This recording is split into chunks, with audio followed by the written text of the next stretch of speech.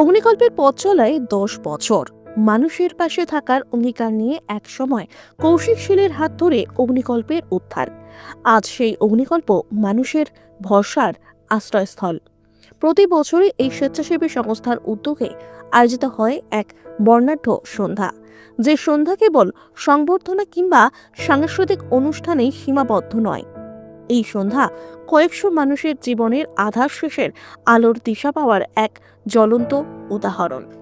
সংস্থার সম্পাদক কৌশিক শীলের কথায়, মানুষের প্রয়োজনে প্রকল্পের সংখ্যা বৃদ্ধি পায় প্রতি বছর।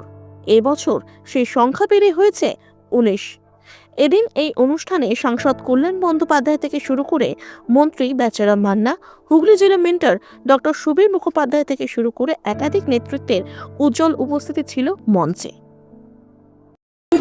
যারা মানুষের পাশে থাকতে চান, একজন বরণ করে সমাজসেবী সুবক্তা পক্ষ থেকে মাননীয়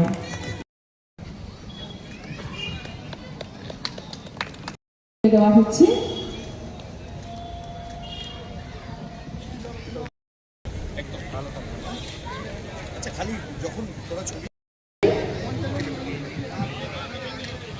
মেশিন সারথী 3 প্রকল্প উদ্বোধন হলো।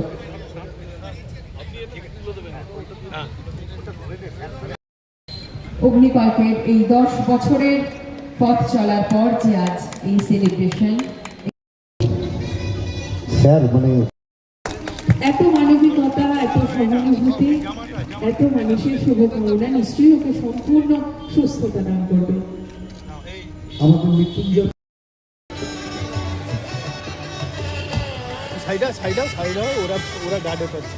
আর আমি এই স্টেজে দাঁড়িয়ে বলতে বাধ্য হচ্ছি যে অগ্নিকল্পের যিনি মেন্টর আমাদের ডক্টর কৌশিক শীল, তার বিকল্প কিন্তু তিনি নিজেই। কারণ এই প্রোগ্রাম করার জন্য দম লাগে বস। এই প্রোগ্রাম সকলে করতে পারে না। অনেকেই প্রোগ্রাম করে, গানের প্রোগ্রাম হয়, নাচের প্রোগ্রাম হয়, কিছু কিছু আমরা মানুষের পাশে থাকার প্রোগ্রাম করি। কিন্তু এত মানুষকে নিয়ে তাদের সমব্যথী হয়ে তাদের চিন্তা ভাবনা করে এত বিশিষ্ট ডক্টর বাবু থেকে আরম্ভ করে সমস্ত নেতৃত্ববর্গ, সমাজসেবী সংগঠনের সমস্ত কর্মধাররা, সকলকে নিয়ে, এত প্রেস মিডিয়া সকলকে নিয়ে করতে doctor Kaushik Shil.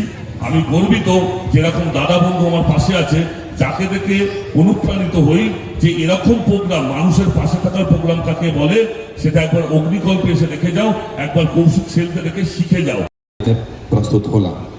That was a major basically motive for me. আমি যে এখানে দেখছি, এখানে যে অর্গানাইজেশন আছে তার মূল কাজ আছে ইমপ্রুভিং হেলথ, মানে স্বাস্থ্য যে আছে উন্নতিকরণ, improving and expanding education, that means শিক্ষা।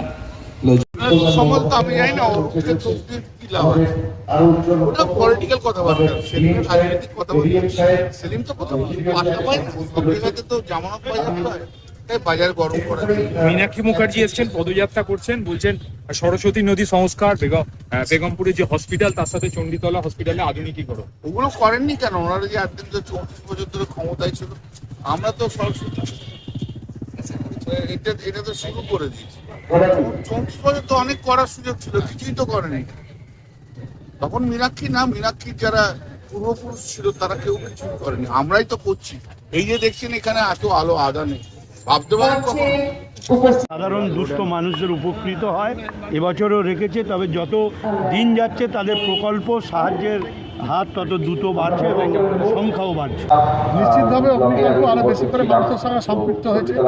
অগ্নিকল্প তার অগ্নিভূতি বা তার সংকল্প সমস্ত কিছু সাধারণ মানুষের ভালো রাখার জন্য, ভালো করার জন্য তাদের যে ডেডিকেশন আছে সেই ডেডিকেশনটা আরো সংখ্যাবদ্ধ হয়েছে। তারা এইভাবে দাঁড়িয়ে মানুষের পাশে দাঁড়িয়ে কাজ করে চলেছে এবং ধীরে ধীরে তার ফলাফল বৃদ্ধি পাচ্ছে এবং আস্তে আস্তে এই অগ্নিকল্প মানুষের কাছে অত্যন্ত একটা প্রয়োজনীয় সংগঠনে পরিণত হয়। তাই সমাজের বিভিন্ন মানুষজনেরা, প্রশাসনিক প্রধানরা, বিভিন্ন জনপ্রতিনিধিরা তারা আসেন এবং প্রত্যেক বছর এই সময় এই অনুষ্ঠানটিকে তারা সকলে উদ্বুদ্ধ করে। আমরা বলি যে খালেদা জিয়া এই সকল স্বেচ্ছাসেবী সংস্থা আমরা যারা চণ্ডীতলার একাধিক স্বেচ্ছাসেবী সংস্থার সঙ্গে যুক্ত বা এগিয়ে নিয়ে চলেছি, এটাই হয়তো আমাদের প্রেরণা, এটাই হয়তো কাজের শেষে আমাদের স্বীকৃতি। এবং নিশ্চিতভাবে আমরা সকলে বদ্ধপরিকর যে চণ্ডীতলার মানুষকে আমরা ভালো রাখবো, চণ্ডীতলার মানুষকে আমরা সুস্থ রাখবো এবং চণ্ডীতলার মানুষের জীবনযাত্রা চণ্ডীতলার মানুষের জগতে তাদের পাশে থাকবো। সেই সংকল্পকে এগিয়ে চলছে। রাস্তা পরিষ্কার পরিচ্ছন্ন হলে, রাস্তা আলোক উজ্জ্বল হলে অনেকেরই হাঁটতে ইচ্ছা করে।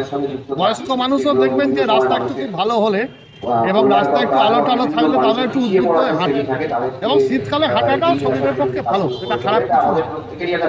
আর 34 বছরে মীনাক্ষী ম্যাডামরা জানেন না বা মীনাক্ষী দেবী জানেন না যে তাদের যারা পূর্বপুরুষ ছিলেন তাদের 34 বছরের রাজত্বে রাস্তার যে হাল ছিল, এপাড়ার কুকুর ওপাড়ায় ঝগড়া করতে যেতে পারত, বলতো নাকি কুকুরেরও পায়ে কুচকি হয়ে যাবে। সুতরাং সুন্দর রাস্তা, মসৃণ রাস্তা, সেই বলে তকতকে ঝকঝকে রাস্তা এবং ঝকঝকে আলো, তাই সেই সুন্দর সমস্ত কিছুর মধ্যে দিয়ে তারা ঘুরছেন। তারা সারা বাংলা জুড়ে নাকি তাদের পদযাত্রা না যা থাকবে বলে সেটা এসেছে এবং সেখানে যাচ্ছে। কিভাবে দেখার কিছু ব্যাপার নেই। এই জিনিস আমি একটু বললাম স্টেজে, এই জিনিস কৌশিক শীলের পক্ষে সম্ভব। এর জন্য বুকে দম লাগে বস। 10 বছর কেন 100 বছর হতে পারে, তবে কৌশিক শীলের মতো মানুষদের দেখে আমাদের মতো সাধারণ মানুষ অনুপ্রাণিত হয়। মানুষের পাশে থাকা, যে কিছু চাদর দিলাম, জামা দিলাম, কম্বল দিলাম, অবশ্যই সেগুলো মানুষের পাশে থাকা, আমি কাউকে ছোট করছি না, কিন্তু এইভাবে মানুষের পাশে থাকা, সমাজের প্রকৃত পিছিয়ে পড়া শ্রেণী কারা এবং তাদের পাশে থাকতে গেলে কি কি জিনিস দিতে হবে, এই জিনিস কৌশিক শিক্ষা থেকে অনুপ্রাণিত হই। যদি ওর থেকে একটু শিখতে পারি, ওটা জানবো জীবনের পরম শিক্ষা, আগামী দিনে চলার পথে বাতিল হওয়া উচিত। জেলা শাসক একদম পরিষ্কার একটি কথা বললেন, সেটা হচ্ছে যে আপনি যে যে প্রকল্প কাজগুলো করছেন সবটাই সরকারি প্রকল্পের থেকেও অনেক বেশি মানুষকে এগিয়ে দিচ্ছে। এই বিষয়ে কি বলবেন? না দেখুন, একটা সরকারের সঙ্গে তো হয় না। সরকার একটা বিশালতা, একটা একটা অনেক বড় ব্যাপার। তো চেষ্টা করি সরকারের সহযোগী হয়ে কাজ করার, কারণ মানুষের জন্য কাজ যারা করবে তারা সবাই পরস্পরের সঙ্গে লিঙ্কড এবং একই ধরনের কাজ করে আর কি। তো আজকে ডিএম সাহেব এসেছেন, ডিএম সাহেব আমাকেও বলে গেছেন যে মানে খুব সত্যি কথা বলছেন আপনি যা করছেন তো দেখে মনে হচ্ছে আপনি প্যারালাল গভর্নমেন্ট চালাচ্ছেন। আমি বললাম, না সাহেব, প্যারালাল গভর্নমেন্ট নয়, মানুষের জন্য কাজ করতে ইচ্ছে করে। সরকারি সাহায্যর মধ্যে একটা সীমাবদ্ধতা থাকে, সেখানে অনেক পেপারের ব্যাপার থাকে, অনেক কিছু ব্যাপার থাকে, কিছু বিধিনিষেধ থাকে। যেমন ধরুন আমি ছোট্ট করে বলছি যে এই বাংলা আবাস যোজনার বাড়ি, সেখানে তার দোতলা বাড়ি আছে, ঠিক আছে? তো সেই দোতলা বাড়ি ভগ্নদশা যে কোনো মুহূর্তে ভেঙে পড়বে, এক পার্ট ভেঙেও পড়ে গেছে, কিন্তু ছবি তুলতে এসে দেখা গেল যে তার তো রয়েছে, কিন্তু তাকে যদি আরেকটা পাশাপাশি কিছুটা করে দেওয়া হয়, কিন্তু সরকারি ক্ষেত্রে সরকারের নিয়মে সেটা আটকে যাবে।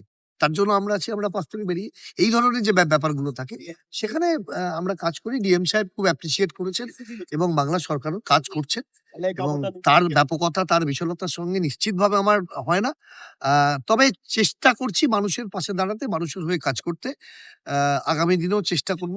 সবাই যদি পাশে থাকে, আপনারা যদি সবাই পাশে থাকেন, নিশ্চিতভাবে মানুষের সঙ্গে থেকে মানুষের কাজ করব।